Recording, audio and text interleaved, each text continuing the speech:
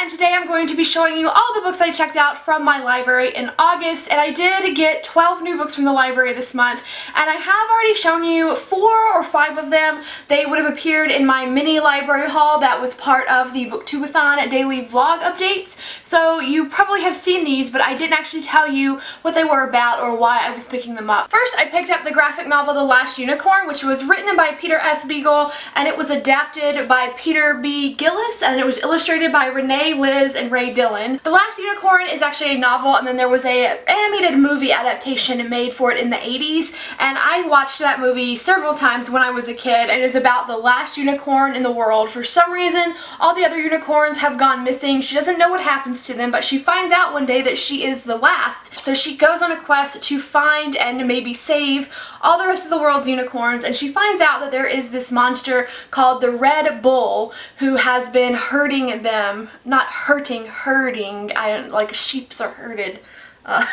None of that made sense. And she meets a prince and a really twisted wicked king, and I don't know, it's just a really cool fairy tale type story. I also picked up 2 of the Walking Dead comics. I've already had to turn one back in, but I did pick up volumes 13 and 14. I think most people probably know what The Walking Dead is about, if not because of the comics, then because of the TV show. The story basically is following this one character as he tries to survive a zombie apocalypse, and he does meet up with several other survivors. I absolutely love it. It's one of my favorite comic series, one of my favorite TV shows. I am trying to make my way through the comic series, but I'm trying to kind of not get too far ahead of the show. The show does really keep things fresh and does different things to different characters, so you don't always know exactly what's going to happen, but I'm trying not to get too far ahead of the TV show, so it's usually like I'll read a few comics that go beyond where the show is at, so then I know a little bit about what's about to come up, but not like too much to where I feel like there's no point in me watching this anymore. I also picked up I Could Pee on This and Other Poems by Cats by Francesco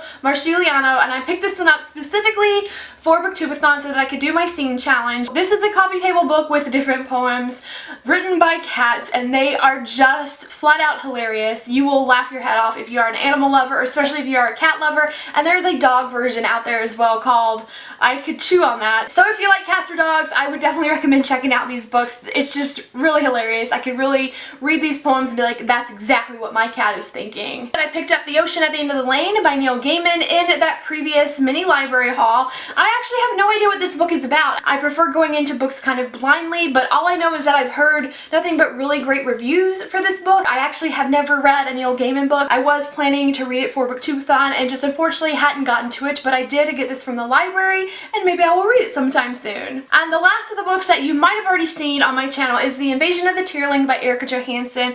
I picked this one up like last month and then sent it back, and I don't remember if did I show this to you in a previous haul?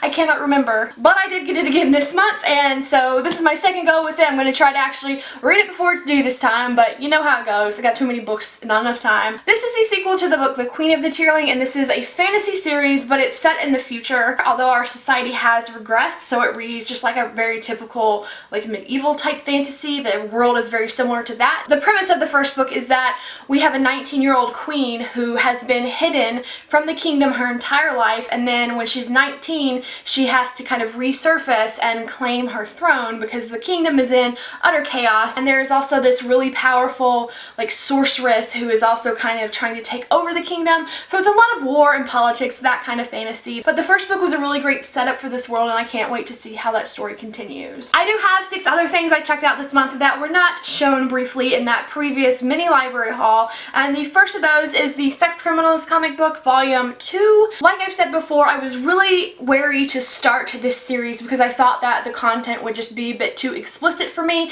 and it is very explicit content, very graphic adult material here, but it's really not as obscene as I was kind of expecting in my head. I actually really love the story. I really adore the characters, and I absolutely love the style of narration. It's a sex comedy, and a lot of times the humor isn't really up my alley, but there's a lot of like social commentary and all these references to pop culture that I do really enjoy that variety of humor that is in here. Next, I picked up More Happy Than Not by Adam Silvera. I don't know a whole lot about this book, but I do think it follows a gay young man who is trying to undergo this like therapy that will erase certain memories out of your brain, and it doesn't really turn out well, or I don't really know. But the idea of this ability to remove certain memories is really appealing to me. There are definitely some memories from my past I wish I could just pluck out and forget them so that I wouldn't be stressing out about them now. But I can definitely see how it would not be a good thing if we actually had the capability to do that. So I'm really interested in a story that would kind of explore that idea. Next, I got Alive by Scott Sigler, and this is one that I picked up solely because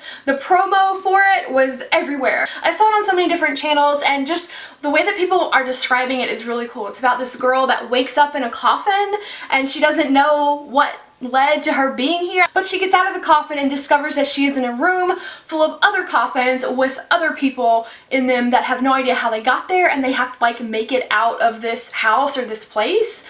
So I don't know, that just sounds kind of terrifying and very interesting. Like, I want to know what happens just from that premise, so definitely hope to check this one out soon. Next, I checked out Charmed Thirds by Megan McCafferty. This is book number 3 in the Jessica Darling series. There are 5 books total. I feel like I've been talking about this series a lot on my channel recently, so I won't go into too much detail, but the series is about our main character Jessica Darling, and the first book starts with her junior year, and the series grows with her and sees her go into college, but each book is approximately 1 year of her life, and it is told in diary entry format. I've really been enjoying the series, so I can't wait to read about the 3rd book. I think in this book she finally does go to college, so I'm really excited about that. I love books that are YA that are set in college. I also checked out You by Carolyn Kepnes. As you can see, I'm currently reading it, and I am buddy reading this with Claire from the Book Fox, even though both of us forgot to put it on our August TBRs. This book is actually told in a second person narrative. Our main character is a stalker, and he's basically watching this girl and learning about her,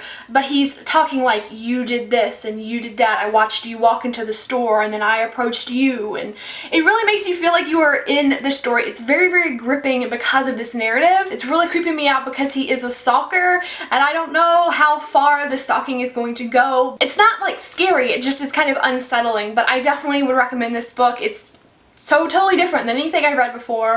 And finally, I picked up The Heart of Betrayal by Mary E. Pearson, which is book number 2 in the Remnant Chronicles series. The first book was The Kiss of Deception, which I read last year, and the big deal in that book was that you weren't really clear who some of the characters were until the very end.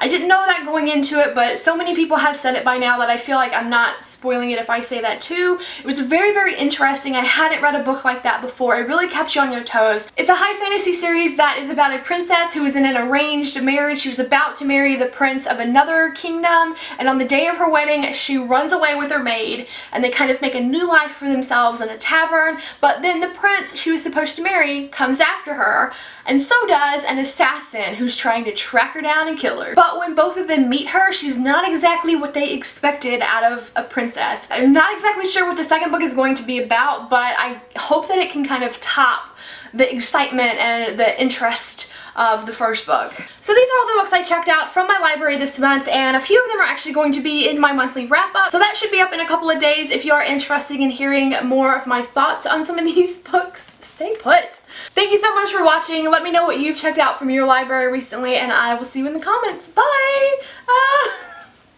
And today I'm going to be showing you books that I checked out in August. And finally, I picked up The Heart of Betrayal this month by Mary. I know who this is by. Why am I looking at it? Okay, stop.